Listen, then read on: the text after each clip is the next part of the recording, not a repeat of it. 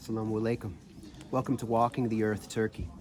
Today we are at the ancient Greco-Roman city of Ephesus, the fourth biggest city in the ancient world, after Rome, Alexandria, Antioch on the Orontes. So this was number 4. And directly behind me we have the world-famous Library of Celsus, which was the third biggest library in the Greco-Roman world after the library at Alexandria, Rome, and Pergamum. So maybe it was the 4th. So it was a very important library. It held up to 12,000 scrolls, which the scrolls would be protected by the way they engineered the building to prevent mildew. And it's a fascinating place. I just wanted to briefly discuss Ephesus is a center of learning. So this structure was built about 1900 years ago. This was a very important city for ancient philosophy, for ancient literature, for the ancient arts, and much of it was represented in this building and around this building. There was a Jewish monotheist presence as well as a Christian presence in the area.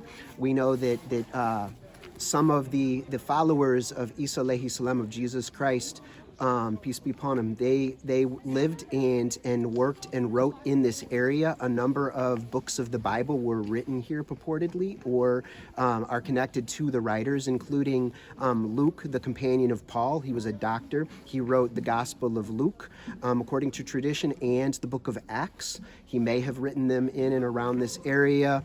Paul, obviously he wrote the book of Ephesians here, and I believe one other letter was penned from here. And then we also have, the disciple John, who the beloved disciple of Jesus according to some of the traditions.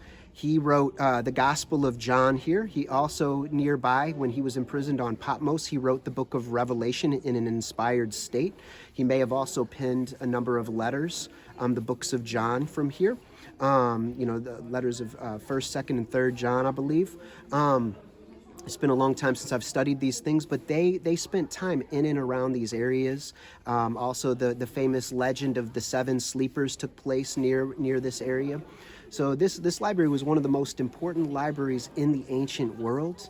I'm not sure what happened to the scrolls. I haven't looked deeply into it. If you happen to know or some resources, then put those into the comments. But this is a fascinating area. So go ahead and draw this to a close. But if you want some additional information about this site, some of the best resources, this is an excellent book, Biblical Turkey, A Guide to Jewish and Christian Sites of Asia Minor by Professor Mark Wilson, PhD. It's a full-color guide. It's scholarly yet accessible to the lay reader. He also did a really nice documentary with another scholar that I watched part of not long ago. And so he's a great resource. You can find this book at many of the local sites at Miletus and a number of the museums in the area. And you could order it online, I'm sure.